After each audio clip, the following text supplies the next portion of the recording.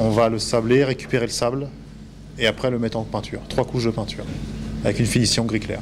Le viaduc du Vior, fait peau neuve, ce géant de métal situé à la frontière du Tarn et de l'Aveyron, commence sa transformation.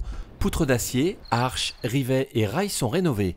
Une opération d'envergure sur cet ouvrage d'art ferroviaire, inauguré en 1902.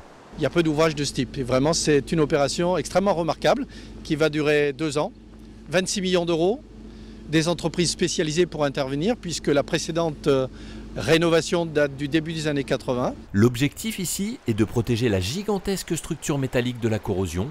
Ce chantier s'inscrit dans le plan rail Midi-Pyrénées et la région finance ses travaux à hauteur de 60%. L'investissement va également permettre de renouveler la voie ferrée du viaduc. Une interruption de courte durée, la ligne Albi-Rodez doit rouvrir fin septembre. Nous allons mettre en place un dispositif de substitution par bus. On va faire en sorte qu'il soit le plus proche possible en termes d'horaire des horaires des TER. À 116 mètres de haut, les 3800 tonnes d'acier surplombent le Vior, la vue est imprenable. Le viaduc est le dernier chantier d'envergure du plan rail.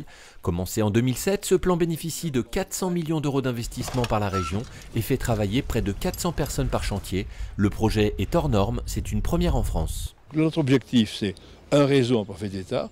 On a refait les signalisations, on a refait la sécurité sur le réseau. Aujourd'hui, on a déjà acquis 72 autorails nouveaux depuis que nous avons la compétence et nous avons commandé 50 autorails de plus, ce qui fait qu'en 2017, nous aurons totalement renouvelé le parc qui était le parc des autorails de la SNCF. 2 fois plus d'usagers sont attendus sur le réseau ferré en 2020. La région s'adapte, le viaduc du Vior, lui, doit retrouver une seconde jeunesse en 2015.